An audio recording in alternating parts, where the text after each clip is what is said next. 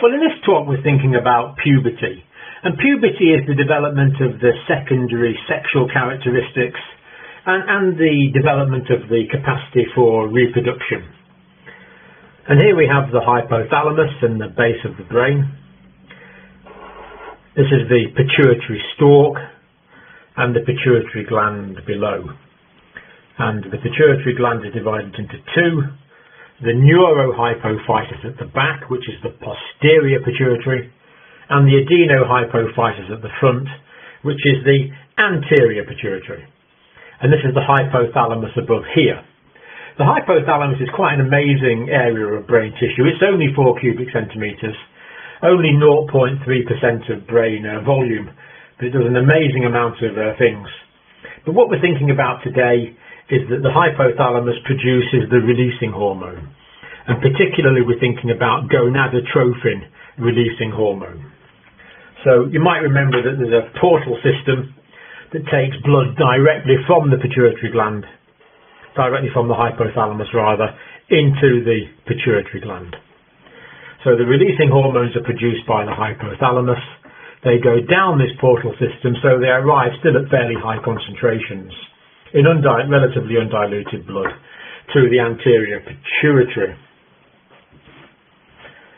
And the hormone we're thinking about today is the gonadotrophin releasing hormone.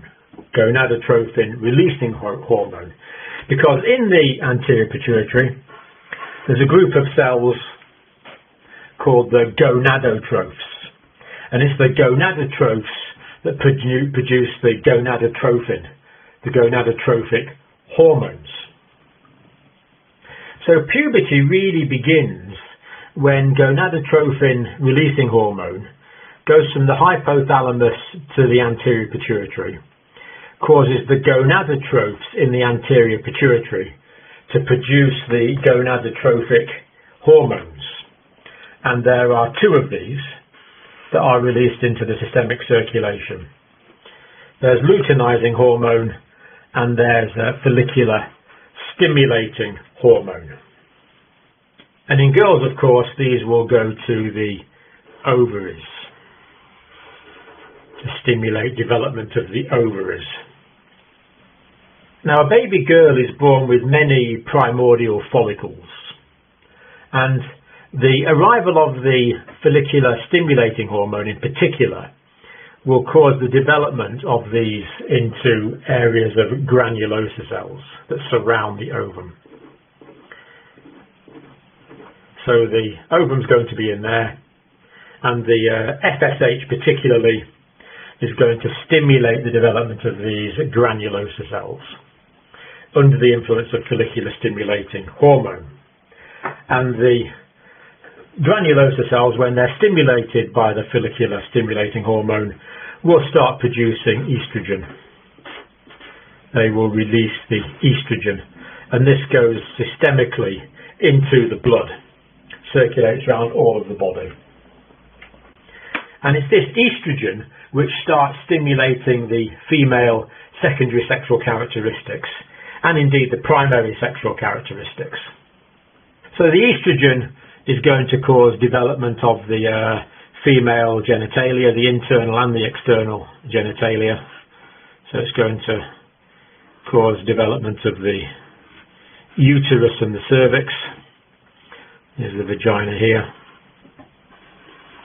It's going to cause development of these structures and the external genitalia. And of course the estrogen is going to stimulate the development of the endometrium. Particularly during the first half of the menstrual cycle, the growth of the endometrium is going to be stimulated by estrogen. And what actually happens is the luteinizing hormone,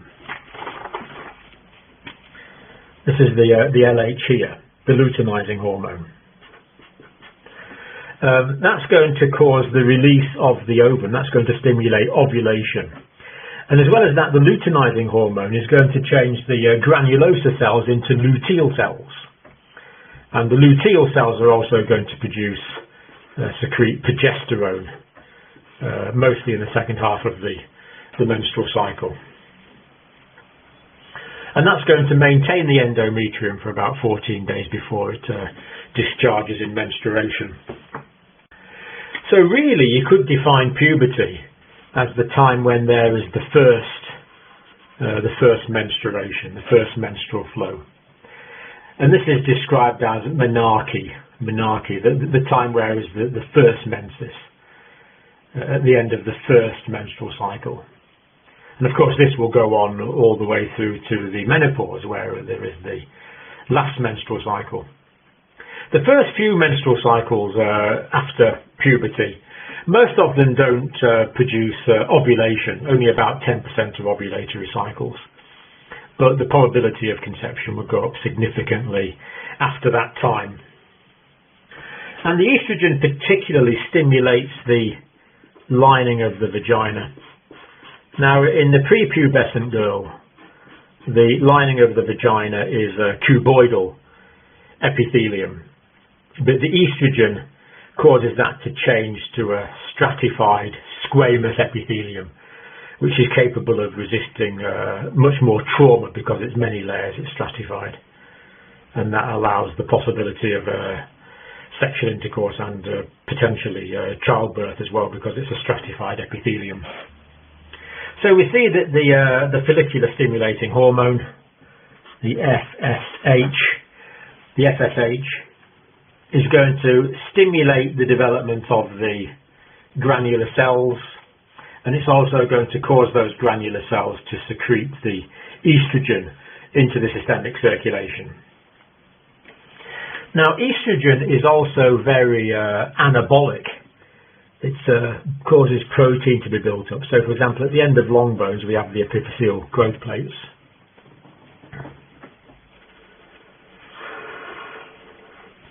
And estrogen will stimulate bone metabolism, causing bone growth, because it's an anabolic steroid-type hormone. So initially it will cause growth of the bones, increase mineralization. But then the estrogen will also cause the sealing of the epiphyses, the ossification of the epiphyses, or the epiphyseal growth plates, and that prevents further growth from occurring. Estrogen is also going to cause breast development. Estrogen particularly causes the deposition of fatty tissue in the breast, and the progesterone particularly causes formation of the ductile system in the breast. So the growth of the breast is partly due to the mammary tissue that produces the milk and the ductile system, but also due to the accumulation of subcutaneous adipose tissue. And estrogen also stimulates the development of the pelvic bones and the hips. So partly the hips widen due to the influence of the estrogen on the pelvic bones, but also estrogen will lead to the deposition of subcutaneous fatty tissue that makes the hips wider, causes the breast to enlarge. And in fact, the main reason that women are an overall more rounded shape than men is the deposition of fatty tissue under the influence of estrogen. And estrogen will also affect the brain as well. So estrogen is not a single hormone, there's different components to it. And the one that seems to act on the brain to generate female sexual interest, what's called libido, seems mostly to be the estradiol component. So estradiol causes female sexual interest. Now, other female secondary sexual characteristics, of course, are the classic development of pubic hair and axillary hair, female distribution of body hair. But these are actually stimulated mostly by androgens from the adrenal cortex that stimulates the growth of pubic hair, axillary hair. Also increases the production of sebum from the sebaceous glands, which can lead to acne. And the changes in the sweat glands in the groin and the axilla are also largely androgen effects that lead to early armpits and groins if unwashed. because it changes the nature of the sweat, and the bacteria act on the sweat, and that's what produces the odours. So we see in female puberty the development of the primary sexual organs with associated secondary sexual characteristics. And the situation is very much the same in men. Now, it's the same gonadotrophins that are released. It's the luteinizing hormone and the follicular stimulating hormone. So the same hormones are produced in men from the same gonadotrophs, stimulated by the same gonadotrophin releasing hormone from the hypothalamus. But of course, this time these gonadotrophic hormones are acting on the male gonads. They're gonadotrophic hormones, that's where you would expect them to act. And the male gonads, of course, are the testes. Now, the luteinizing hormone stimulates the interstitial cells in the testis. So it's the luteinizing hormone stimulating interstitial cells in the testis. And that is what causes the testis to produce the main male sex hormone, which is the testosterone. So testosterone is released from the testes into the systemic circulation because the interstitial cells are stimulated by luteinizing hormone. Whereas the follicular stimulating hormone, that will stimulate spermatogenesis. So the FSH in men will stimulate spermatogenesis, and the testes will start producing sperm, the male reproductive cells. In fact, about 100 million of these a day can be produced by the testes.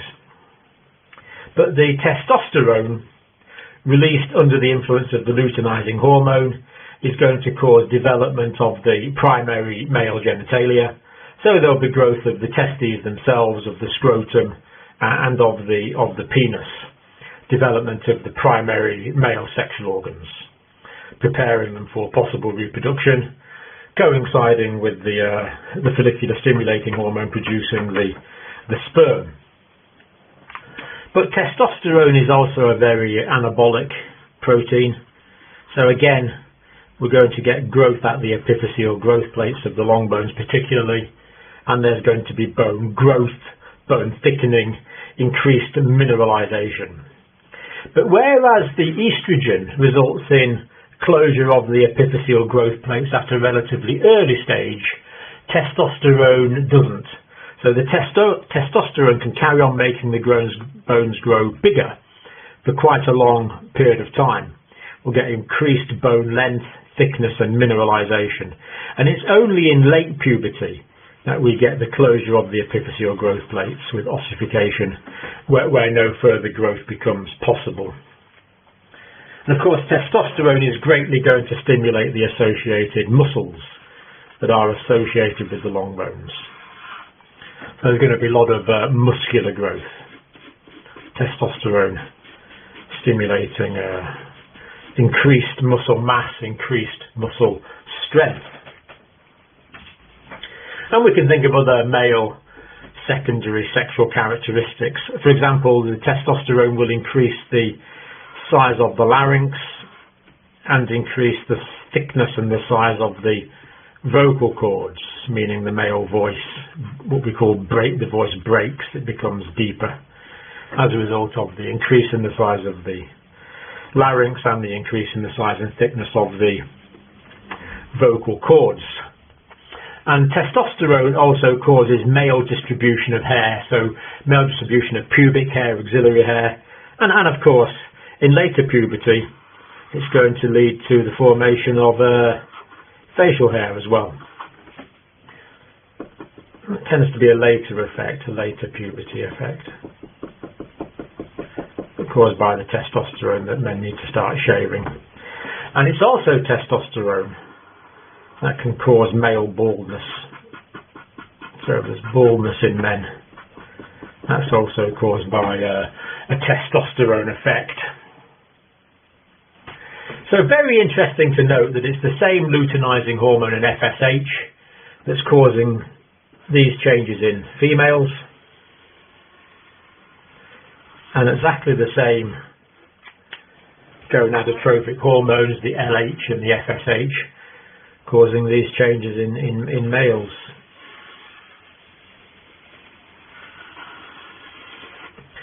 But some acting via the ovaries in females and acting via the testes in men. Of course, one interesting thing is, we said this whole puberty thing is triggered off by the gonadotropin releasing hormone being produced in the hypothalamus. But what actually causes the hypothalamus to start producing gonadotropin releasing hormone is less clear. It could be that there's effects from other parts of the brain, there's simply timing effects, and it says, right, it's time for puberty now. But one thing that has been discovered recently is that there are leptin receptors in the hypothalamus. And leptin is released from body fat. From body fat. So the more body fat, the higher the levels of leptin. So that's going to increase the levels of leptin. And that's going to be one way of the hypothalamus knowing that there's more fat in the body. The body is now larger, and it's now time for puberty, where it's capable of reproduction. And it is true that if people are malnourished, puberty and menstruation will be delayed in both sexes. So leptin's probably a factor, but there's probably much more to the story. So there we have puberty, all generated by the gonadotropin releasing hormone, stimulating the gonadotrophs to produce the gonadotropic hormones that stimulate the ovaries and the testes, that bring about the primary and secondary sexual changes associated with puberty.